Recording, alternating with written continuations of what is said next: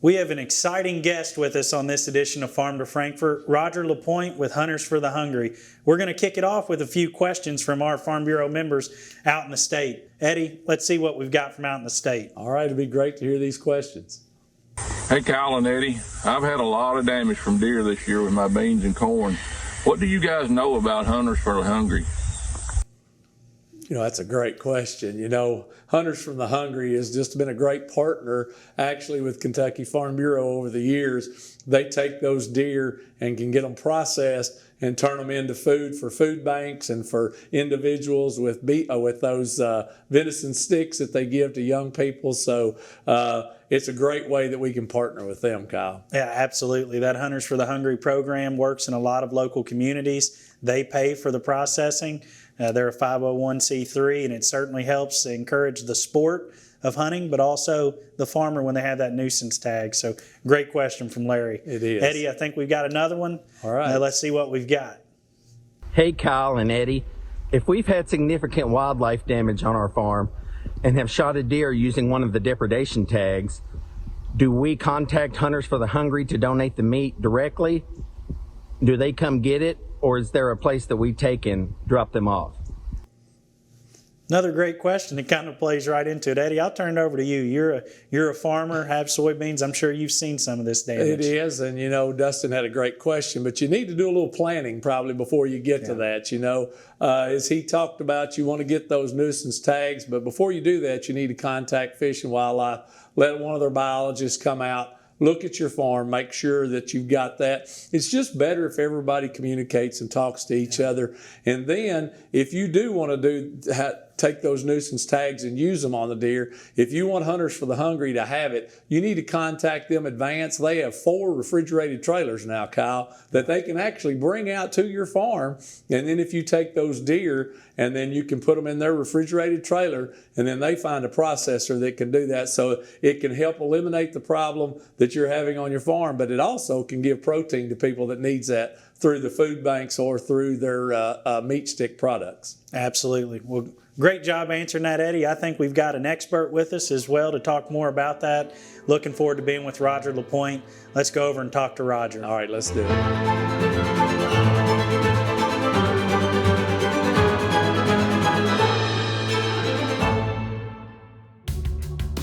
Roger, thanks again for joining us. Looking forward to the conversation today. I just want to kick it off a little bit. Tell us a little bit about yourself and Hunters for the Hungry, the program that you work with. Okay, Hunters for the Hungry is a 501c3 founded right here in Kentucky, and it's our 25th year.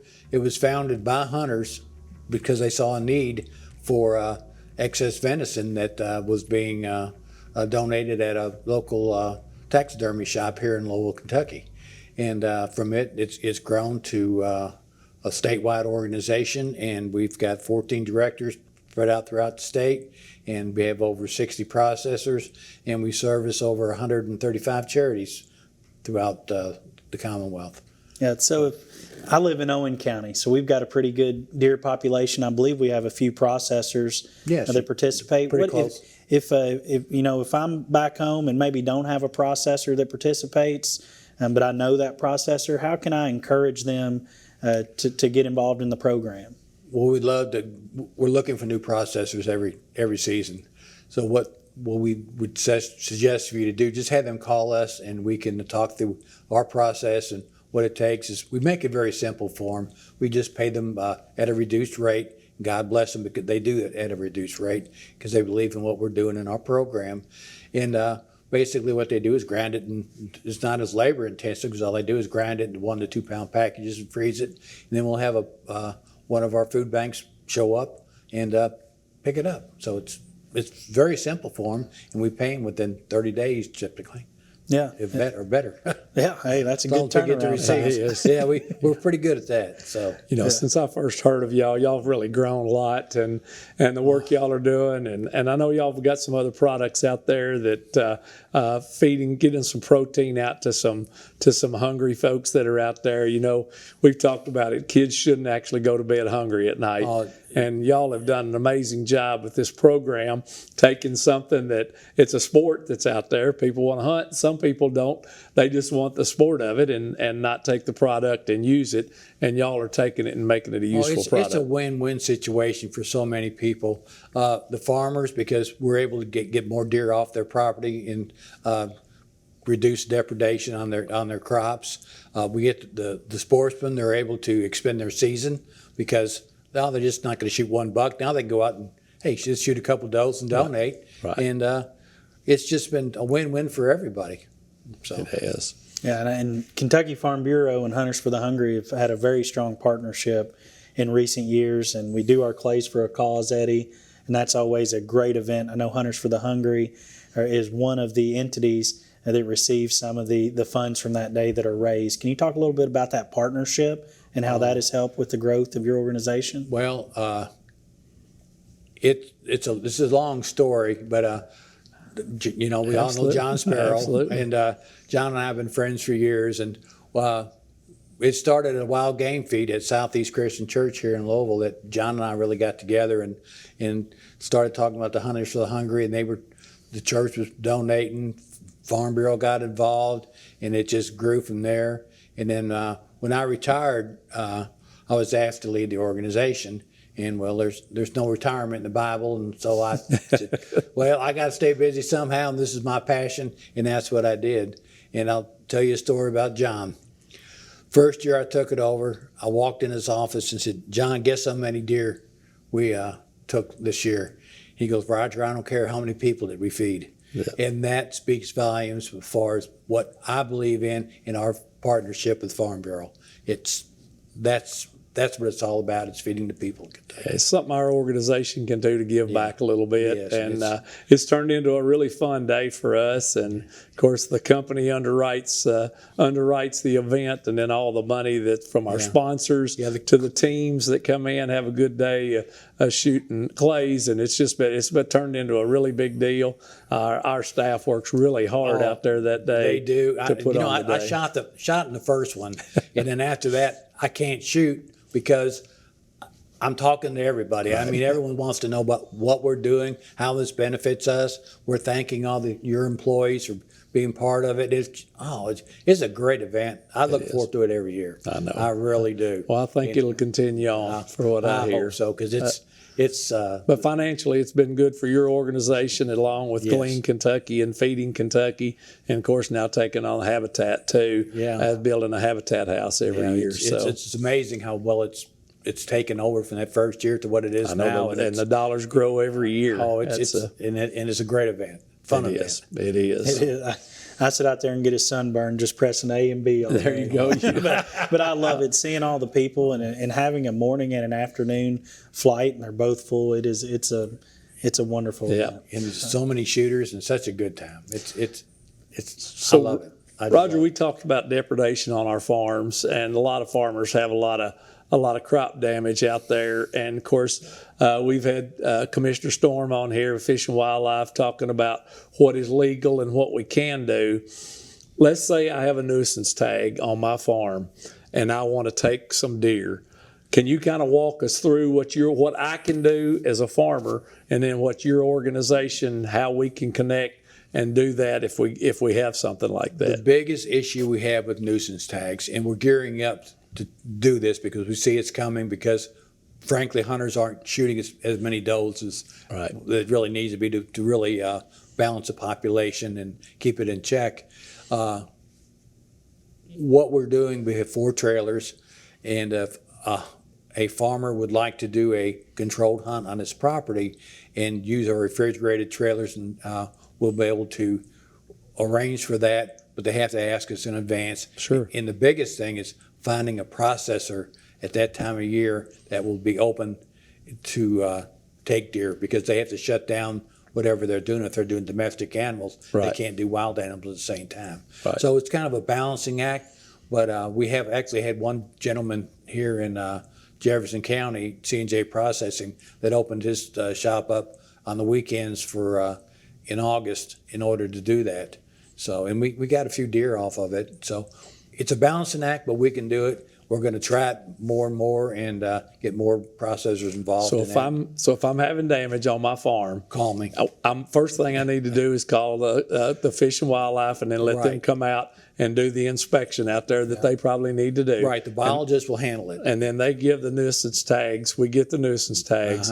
And then the next step would probably, if I wanted to work with Hunters for the Hungry, is contact your organization. Us, and we can get a processor and get our. If you get it, then you can say, hey, we can do it on such and such date. You bring a trailer to my farm.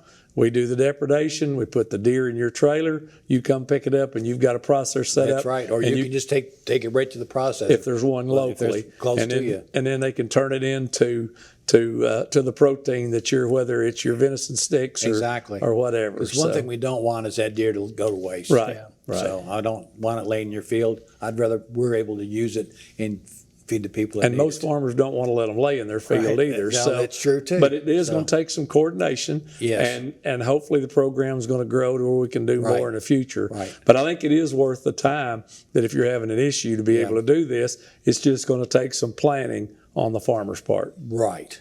Exactly. But we will make it happen. Yeah.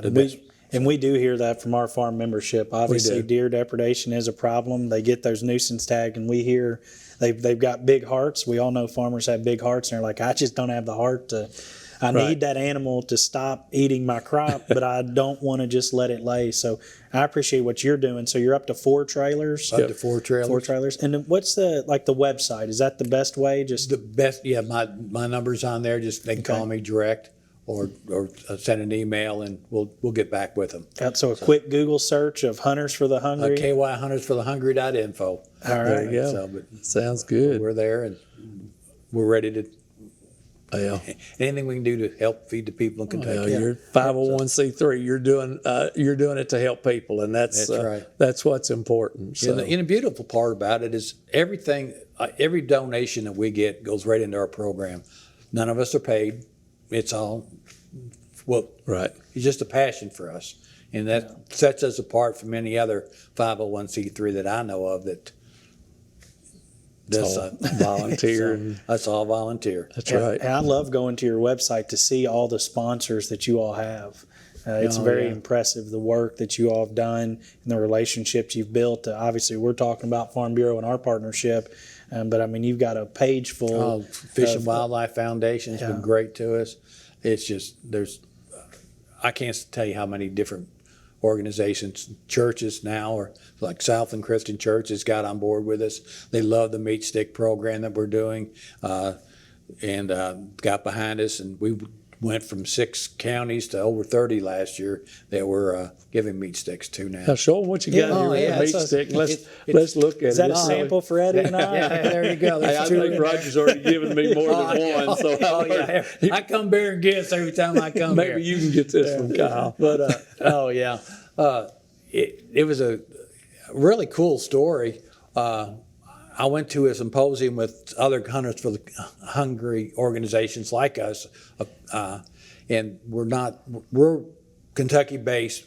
Kentucky, everything is Kentucky, but we got a loose symposium of different Hunters for the Hungry people. We meet and discuss different ideas and stuff. In Arkansas and Tennessee was talking about how they doing this meat stick program. And I said, well, we're SEC. We're Kentucky. We can do this. we can do it better than they can, right? And we are. So I came back from that, and it was just so happened Commissioner Quarles at the time was having a hunger symposium, and we attended.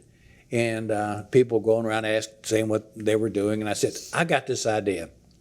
And I threw it out there. I said, the only thing is, I need some money. And at that time, Farm Credit goes, I'll sponsor you. Yeah. And then the Kentucky Association of Insurance Companies, of Health Insurance Companies said, we've got some money. We'll sponsor you if it goes to Eastern Kentucky for flood relief. I said, I don't care where it goes. I just want to do it.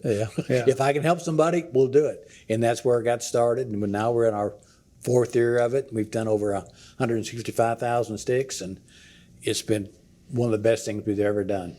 Well, I think one thing you told me, you know, kids can kind of put it in their backpack as they go to school or go home from school or whatever and have something to eat or snack on. It's the only protein they get in a lot of cases. Yeah, and I know you've told me that story a lot. It's the #1 requested item in their backpacks every time they do a survey on it. And we have a local processor down in Casey County, Showalters, that does it for us. They do an excellent job. The flavor was developed by my grandchildren. We did a blind taste test on 3 flavors, and they picked it, and it's been the best flavor yet. So, how many sticks you make a year now, do you? I think this year we're making 85,000. 85,000. Yeah. That's great. So do you have capacity to grow that? Is it funding? The way I do it is I'll pay for the processing of the deer, the first processing. Then it's a cost per stick to make per package. So I'll get a sponsor to sponsor a county or an area or just a general fund, and then we'll take it to whatever counties they want or wherever they need it. Kentucky Gun Co. came on this year as a sponsor, and he wants to do Bardstown and Nelson County. Yeah. And I said Patrick Hayden's been a great sponsor for us. And so we're going to make that happen this year. So if anyone's listening out there that wants this in their if county, it's in your they can county, reach out to you. contact me, and we'll see if we can make it happen. But the bigger thing too is I don't want it to affect our bread and butter, which is giving the ground meat to our food banks. Food banks, So that's right. we get sportsmen involved and get more deer donated just for those sticks. You know, one thing probably during season, you know, that if people would take a few doe, it would help us as farmers. I know everybody wants that trophy buck every year. That's what they want to do. But if they take a couple of does along the way, donate them to Hunters for the Hungry. I know a lot of processors aren't processing during deer season, at least gun season for sure. Yeah. They kind of shut down their normal operations and they do deer. And with that, if they work out something with you again, could be helpful to you. Well, one of the things that part of Fish and Wildlife has done is extended the youth season for a full week this year. And if we could get the youth involved, donated deer during that time, it takes the pressure off the processors because it's kind of their slack time, and they're able to process these deer earlier. And what I found, I know my grandkids, when they deer hunt, they want to donate. That's the first thing they say, can we donate this deer to your program, Pawpaw?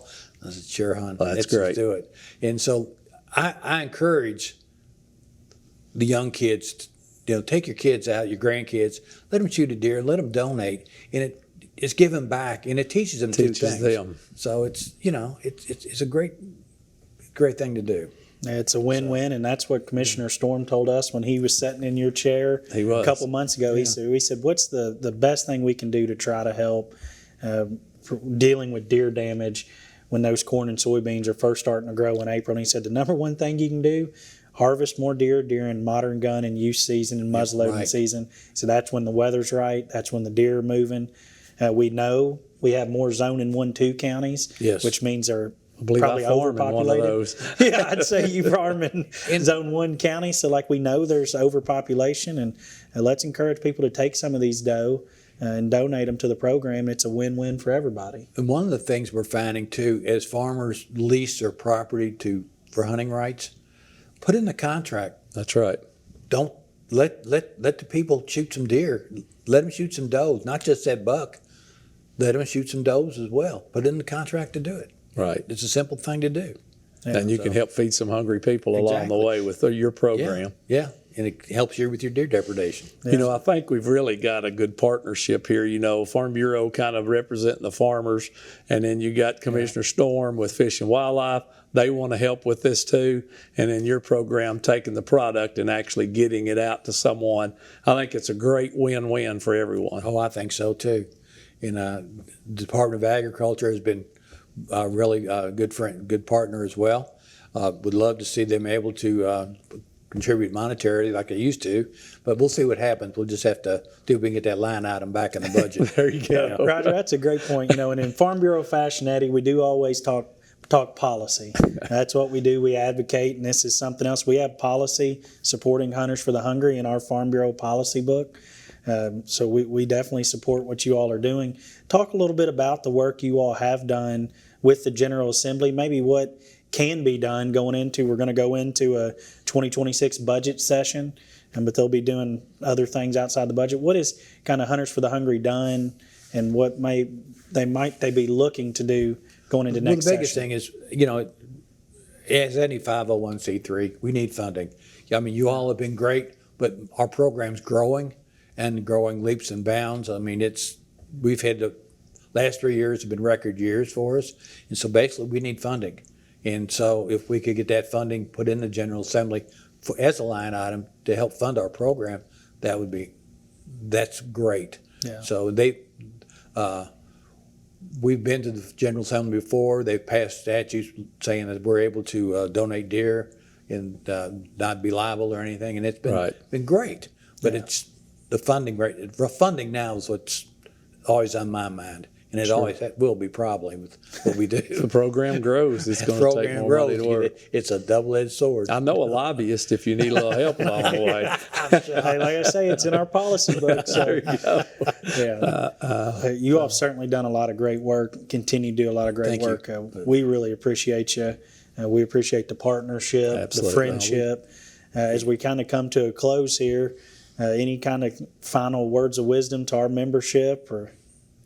Just donate deer and watch what happens. And the great thing, everything stays in the community. So if it's in your community, our processors usually give to that community. So it's great. I don't know, I can't say enough good things about our processors, our food banks, and the people we serve. And you know, I think if you have someone that does want to kill that trophy deer and they don't want that meat, they can still donate that. That's and right. if they want to pay the processor for it, I believe you'd probably let them pay the processor and donate the food and feel good about what they did. We prefer they sent the money to us instead of paying the processor, but that's the other thing. You never have to pay a dime. You donate to deer, and we've got it all covered. So there you go. Yeah, and So your y'all do great work, and I just appreciate what you do. I'm glad to get to know you over the years. I know your heart's in the right place with what you're doing, and I just appreciate the work that your organization does. Well, we're proud to be part of your all's sponsorship, and whatever you do for us, it's been great. So thank you. Roger, thank you. We appreciate you, and we'll keep working together, and probably see you in the halls of the Capitol this session when we get into budget negotiations. I'll be there. If you need me, I'll be there for sure. All right. Thank you. Thank you.